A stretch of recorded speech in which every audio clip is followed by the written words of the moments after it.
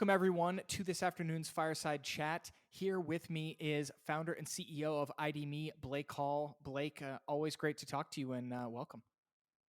So, you may ask, why have I asked you here today? And it's to really get your thoughts on these critical intersectionalities of digital identity with, I think, a lot of the trends that we're seeing right now owing to, continuing life under COVID, how the government has kind of been aiding in that recovery process with expanded unemployment benefits and the like, as well as, the role that digital identity can play in allowing us to kind of reopen society as more and more folks get vaccinated. I know that's a lot, but maybe you could talk first about what ID.me has been doing with regard to unemployment benefits and the role digital identity has been playing there. Sure thing. And just to set the stage too, for folks who might know us, ID.me is a federally certified identity provider. And once you create a login and verify your identity with ID.me at any application that we serve, you can then simply log in and provide consent for your verified identity to move with you. So in the same way that Visa provides, credit cards to make financial transactions easy, we do the exact same thing for identity transactions. You get one portable credential, and then it streamlines all these other places where you need to prove that you are, in fact, who you're claiming to be. So we're at several federal agencies like Social Security, VA, but right now we're in 25 state workforce agencies. And by population, over 80% of the American population. So all of the big states. And really, you have this like perfect storm where these agencies are on 1980s technology. At the beginning of the pandemic, there was a stimulus package that was passed that created a program called the Pandemic Unemployment Assistance Program, really designed for self-employed or sharing economy workers, where you could just take an identity, say that you're a Lyft driver, and then all of a sudden turn that into 10, 20, now $30,000+ as the pandemic has gone on, and those weekly payments of like $500 or $600 stack up. And organized crime just looked at that and said, oh my goodness, this is our Super Bowl. I can take one identity, any American's identity, and turn it into $20,000. Like, so the Russians, the Chinese, the Nigerians, you name it. And increasingly domestic street gangs have moved away from drug trafficking to target these programs because it's more profitable and it's less risky. And at the same time, you've got desperate Americans who are worried about being evicted, buying Pampers for their kids. And if you think about ID.me is really the confluence of access and identity in general is the confluence of access and security. You have the highest rates of unemployment since the Great Depression, desperate folks who need help.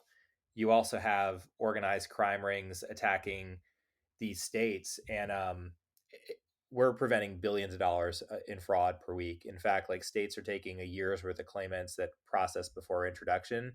We're finding consistently that over 50% of the claims in all the states we work with are fraudulent, which if you look at over $700 billion of enhanced benefits aid delivered is north of $300 billion in probable fraud that the country has lost.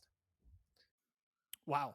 And I guess on the flip side as well, hopefully you're making it easier for the legitimate claimants to get access to those benefits as well, for folks who maybe previously would have had to fill out a bunch of paperwork or go in person to an office, maybe expose themselves to COVID, or just don't have the time to do it, leave their kids or whatever.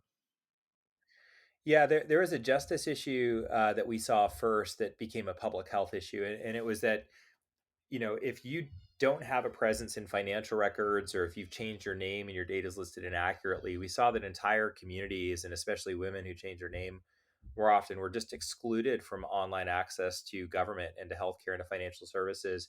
So we built a video chat capability. We're the only vendor in the country with a scale video chat operation, hundreds of agents at this point.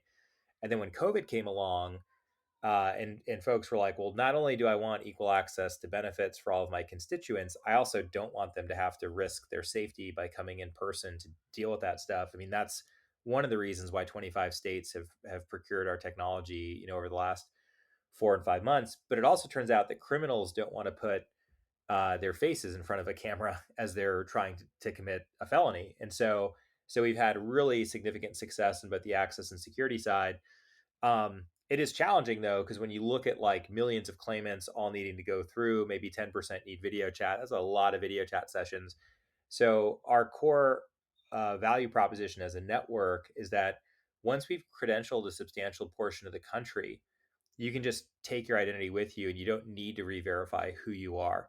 And so as tough as this current crisis is, where you have multiple states saying, hey, can I send you like all these claimants to you that have piled up over a year for processing in like 10 days? And we go, okay, but it's going to be like a crazy operational challenge. But we understand you don't want to pay out 50% fraud rates to like these organized crime rings that are going to use it to like increase narcotics activity and sex trafficking and things like that. Hopefully this is like a never again type of scenario where we'll come out of it with, you know, tens of millions if not hundreds of millions of Americans in control of their own identity, and that way if they need to access benefits in the future they can do it securely through a network instead of us trying to figure out how to verify the entire country online in like 12 months. Yeah, I think using this opportunity, it's look horrible that we have this pandemic that's ravaging the lives of so many folks. But if this is an enablement for more folks to get meaningful access to digital identities that are secure for the future, maybe there is a bit of a, I hesitate to say silver lining, but at least there's some benefit that may be coming from these systems being put into place.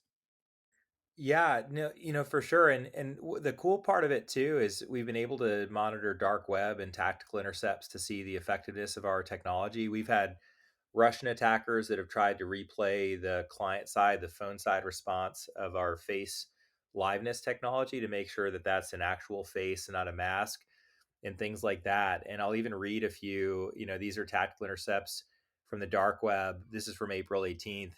Who need unemployment and pandemic unemployment assistance? I got states hitting with no ID me selfies, private message me. Ohio method with no ID me, DM, and he gives his handle. Try my sauce and smile, which is kind of the smile part's kind of odd. You know, what states hitting without ID me and DL? Hey guys, any hitting UI state without ID me or docs? And hitting in dark web slang is paying. So they're basically looking for all the places where we aren't. And we can see in the data when we clear fraud out from a state, but then when you also see the dark web chatter where the hackers are deliberately trying to avoid us, and we know that they can't get through. There's another one that says, "Bro, Colorado uses IDMe right now. Don't worry, we're working on a bypass." There is no bypass, you know, and so that part of it is pretty encouraging that the technology is out there to win. It's now just like effectively deploying it, because even with 25 states and forming a cybersecurity perimeter around the country, the hard part is that until all the states are protected, we're really just shifting fraud to the states that don't have good tooling, and America is still losing, if you will. And so we just need to do better as a country. Like crisis mode is kind of like thrusted upon us, but had we moved some of these workforce agencies off 1980s technology before the pandemic, we would have been in a much better spot. Shifting gears slightly to another really interesting, in my opinion, potential intersectionality of digital identity, COVID, and kind of our response as a nation to try and get out from under this pandemic is the notion of vaccine passporting. Has really interesting intersectionalities again with the healthcare system, data privacy, all of these things that I think digital identity is uniquely poised to solve for, but also highlights, I think, some of the unique privacy concerns that folks have around, digital technologies, digital identity in general. What are your thoughts on some of the talk that's been going on from the Biden administration about vaccine passports and where digital identity can be helpful and how we can build, privacy preserving possibilities for doing something like proving a vaccination status? Sure. You know, I think there's a lot of healthcare records that should absolutely be private, you know, lab results and what prescription drugs you're on, everything else. Immunizations though are one of the categories that likely like should be public. There's no harm in knowing if somebody's been immunized. In fact, to put your kids through school, they typically have to have certain immunizations. Like when I was in the military, if we would travel to certain parts of the world, we'd have to get immunizations that would protect us, just as a matter of public health. And so IDME's mission is to help people prove things about themselves that are true when they want to do that. And COVID status and certifications is an important part of doing that. That if you've been immunized, you certainly have a right to your own data. You have a right to show your test results if that's what you want to do. And like in our model, we put the user in complete control of their information. If they don't want to share that with anybody, then great. Like you don't have to do that. You can delete it with IDME. It doesn't matter. But if you want to, maybe get access to like a sports venue or to a casino hotel or whatever, then sure, we're going to help you prove that aspect of your identity and to do it more efficiently. And we already do it with yellow cards, in physical form. Like all we're talking about is like moving that piece of paper into bits and bytes, which to me is not the most, incredible technical transformation. It's just digitizing things so that we save some trees and maybe help our environment a little bit. And yeah, I don't understand why it's controversial other than that. I know there's a lot of foreign governments running influence operations and you have like an anti-vaxxer, community out there, but I think those voices are way overblown. From a technology perspective, what are some of the steps that a platform like IDMe might take to kind of ensure the security of such a system and I guess assuage? You can't. It's hard to prove a negative to some degree, but in thinking about how we can go about, winning over, for lack of a better word, the public and assuring them about the security of such systems. How have you solved that challenge more broadly with IDMe?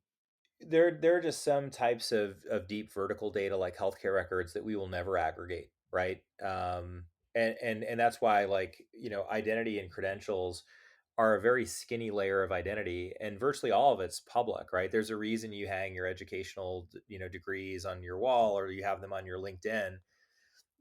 Doctors, those licenses are public. My military service is public.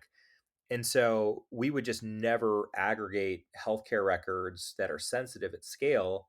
But again, immunizations are not something that harms privacy, right? If somebody knows, like, I've been immunized against tetanus, like, yes, I got my tetanus shot. Like, there's no harm to my privacy or anybody else. I got a smallpox vaccine when I was in the army, so I'm like immunized against smallpox too. That was a crazy experience. But like, there's nothing that would damage my privacy about folks knowing that I'm vaccinated, because the whole point of a vaccine is to let other people know that you're not a public health risk. Um, so I don't see a scenario where like understanding if somebody's been vaccinated would actually damage their privacy. Vaccines are a good thing. Yeah, I couldn't agree more. I think I don't know. It's an interesting moment in time because it really is at the intersectionality of so many. There's sadly kind of kernels of truth in this. Like I think a poorly designed system did have the chance to be abused and to expose folks' personal information and location data, for example, in a reckless way. But I think when done properly, these systems really have the opportunity to be of tremendous benefit to public health, really help get the economy open quicker, and hopefully save lives from, allowing folks to kind of prove their immunization status. But it's a fine needle you have to thread because I think there's so much misinformation out there and just challenges in education. It's I understand that I'm like a big digital identity nerd and I'm thinking about this stuff, talking about this stuff all the time. And we need to make some efforts to really help educate the public that I think in some ways are rightfully skeptical when they hear about some of these things. Yeah, and I think sometimes it's just the language maybe is scary, and folks talking about passports and everything else. I mean, we just it's a digital yellow card. It's literally the same, immunization card you get from the World Health Organization. Like that's exactly what we're doing, just in digital form. Um, I think you might have referenced like contact tracing briefly. That is also something that we just wouldn't engage in. There's too much location tracking, and that's just not what we do. Like, we as a digital wallet are like, look, if you want to put your digital yellow card inside your wallet and then you want to show somebody that you got the Pfizer or Moderna vaccine, cool. Like we'll help you do that. businesses are the ones who control the access policies. Employers control their access policies. Like, am I going to require somebody, to come to show this to come back to work or not? And if they do, it's our job as the wallet to just help you prove something about yourself that's true. It's always going to be the venue or whoever that actually controls whether or not it's required. But as an American too, I think some of the stuff about like liberties is just not in keeping with fundamental American values. George Washington put all of Boston on house arrest to control an outbreak, I believe, of smallpox, where folks had to do that. America is a free country, but the classic definition of liberty is that you have the right to live your own life as you see fit, as long as you don't harm anyone else. And that last part is that, yes, you can live freely as long as you don't hurt anyone else. That's where public health emergencies say, in the same way that I wouldn't let somebody like smoke and breathe smoke onto like my baby, like they do not have the right to harm somebody else. And like for some reason, we've lost that. And our founding fathers understood it very well. Like, you can live your life freely as long as you don't hurt anybody else. If you are carrying COVID-19, you are a public health threat to other people. And so, um, there's no definition of like I have the right to live freely and therefore expose everyone around me to risk because I don't want to wear a mask. That's actually the opposite of the example that George Washington, who's like the founder of this country, set personally. I couldn't agree more. I think there's a lot of stuff that's maybe been lost in translation over the years. So always funny to kind of hit folks with some solid historical references, blow their mind a little bit. Um, but we could go on for another hour or two here. But thank you, Blake, again for joining us. Really, really appreciate it. For folks who are looking at getting access to the ID.me platform or learning more about it, some of those features that you talked about, what's the best place for them to go? Sure. If you go to id.me, that's our homepage where you can see for businesses, for consumers. There's a section within our site for all of them. And if you go to account.id.me, that's what will bring up our digital wallet that shows the different credentials that you can populate. But you can also use us. You can use ID.me to log into Social Security now.